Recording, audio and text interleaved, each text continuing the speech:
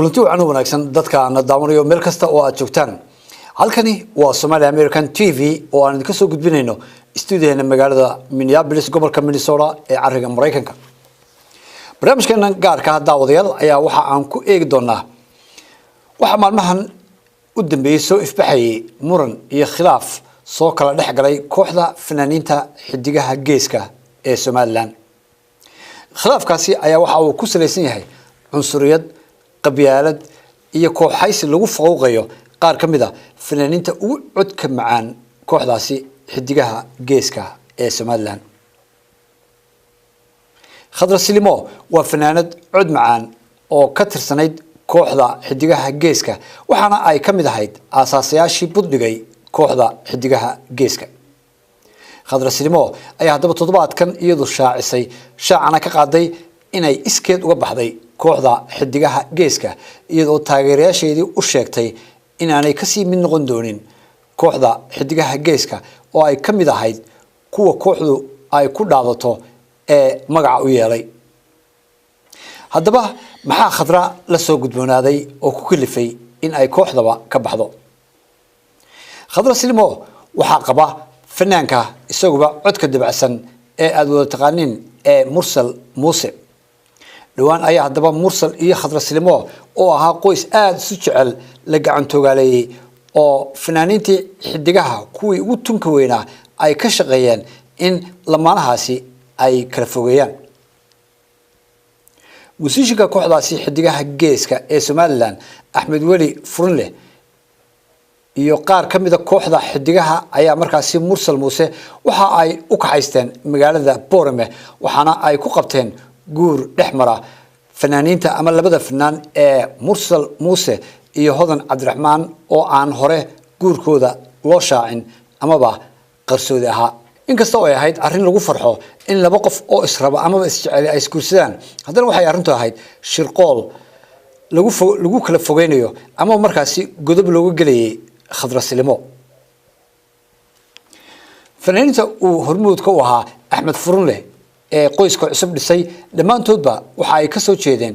isku halbeel waxaana uu guurkaasi ahaa talo loo wada dhamaa horjoogaha kooxdaasina Xasan Dhuxul oo loo yaqaan laabsaaxna oo markaasi ku taageersanaa amaba uu garab siinayay intaasi kadib maxaa dhacay hadaba shir ay kooxda xidigaha geeska ee Somaliland ay ku qabteen magaalada Hargeysa ayaa kooxdu ay dib ugu soo celiyeen fanaaniintii hore ee kooxda laga saaray oo ay kamid yihiin Yurub Geeyo Maxamed Biike iyo Hodan Cabdiraxmaan oo iyadu dalkan Mareykanka ka tagtay isla markaasina si toos ah kooxda maalintaasi loogu daray waa maalinta uu shirku ka dhacay magaalada Hargeysa shirkaasi loogama yeedhin Khadra Silimo oo iyadu ahayd udub dhaxaadka kooxdaasi xidigaha geeska waxa ay burburiyeen raggaasi qoyskii dhisnaa waxa ay kala fogeeyeen saddexdoodii fanaan ee isugu dhawaa dhinaca saaxiibtinimada Mursal Muuse Khadra Silimo iyo Hodan Cabdiraxmaan oo haatan iyagu mariyo dhiigle kala furtay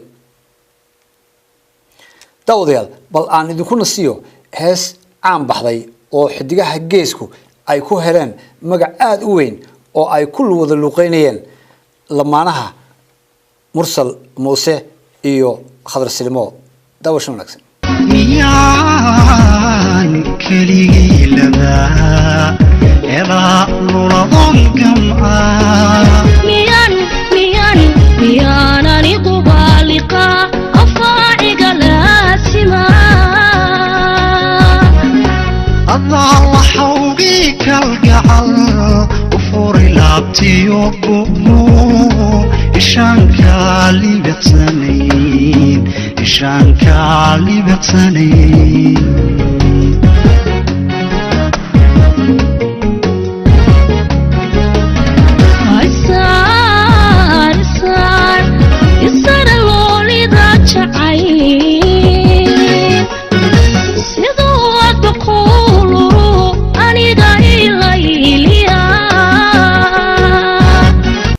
sanadkii hadaba 2017 ee aynu soo dhaafnay ayaa ugu yaraantii 6 heesood oo ay Khadra Silimo dhamaystirtay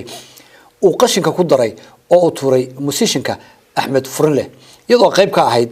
dagaalka laabsalax iyo furunle ay markaasi ugu qoys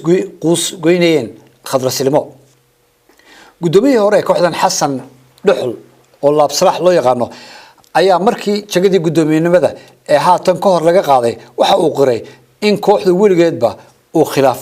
dhex taagnaa waa kan isaga oo ka hadlaya sida khilaafkaasi u jiri jiray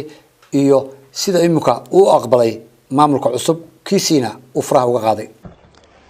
نورت واحد كستان وجودها كحلنا بقى واحد كستان وجودها كحلنا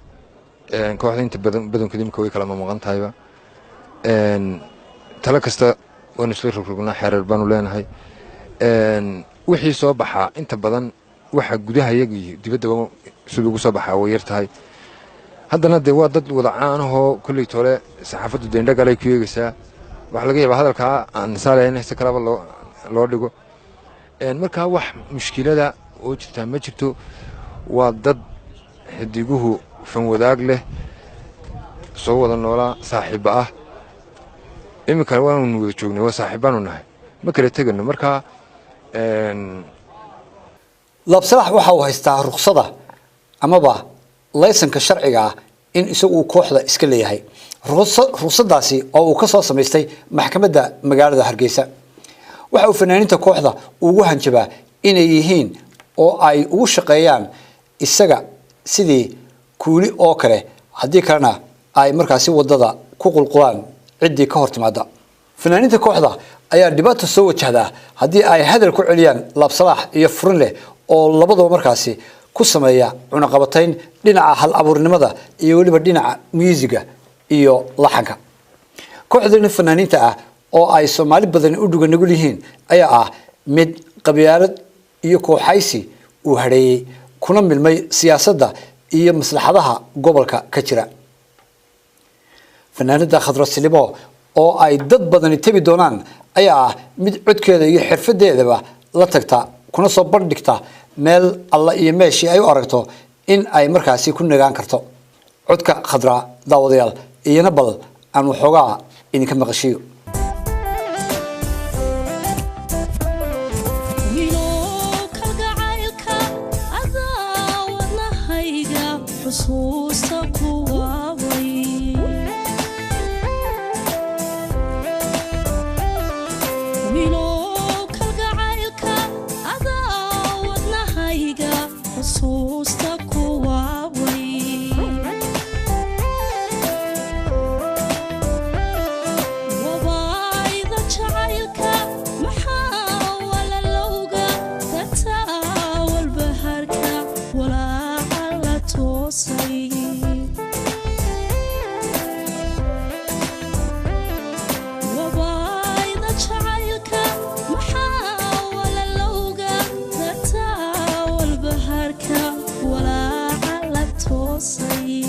وهجاك maxaa hadaba la gudboon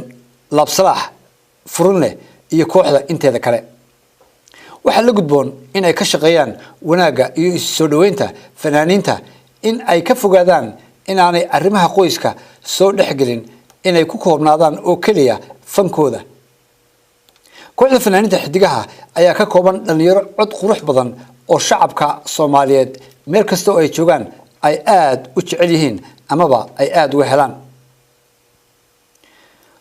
kooxdu waa xidigaha geeska kama helaan dheef dhinaca dawladda manadaha xarun amaba gole ay fankooda ku soo bandhigaan hase yeeshee waxay u tafaxayteen in si iska wax u qabsaa ay ku gaarsiiyaan codkooda ummadda Soomaaliyeed ama geeyiga Soomaaliyeed meel kasta oo ay dadkoodu joogaan waxaan u rajaynayaa in kooxdu waa fanaaniinta xidigaha geeska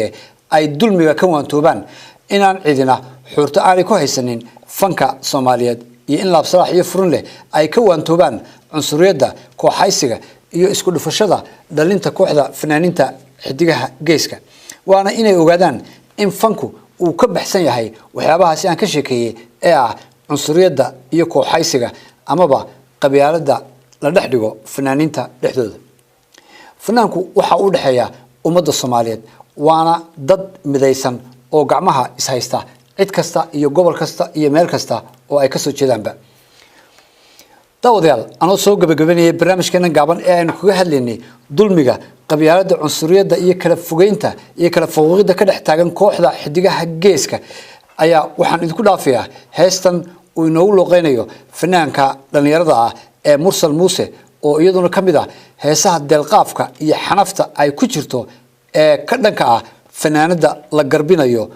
ee dhalinta yar codka baxsan Khadra Silimo mudawi ubadkaagu muhandisi wax uriya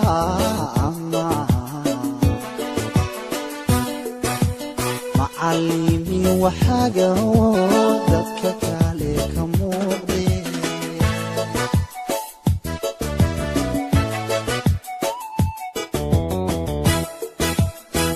adoo magacila wadaago dhaqaniya afilamida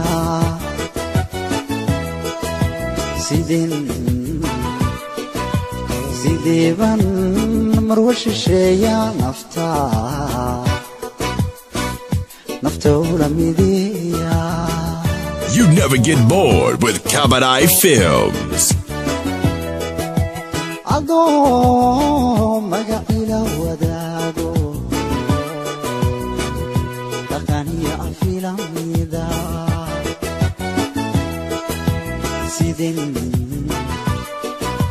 sideeban marwashisheeya nafta ula mideeya.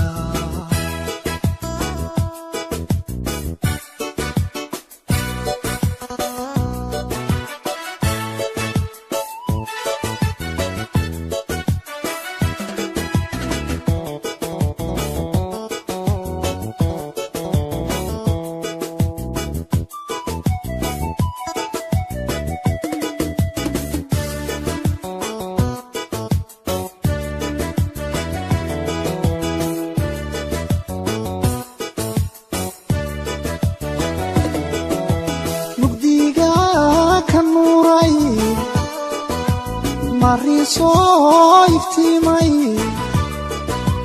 muunadii xableeniyo muq Soomaaliley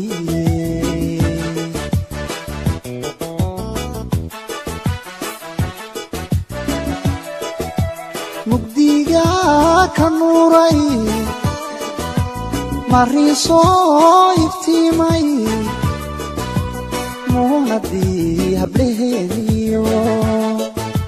muq Soomaaliley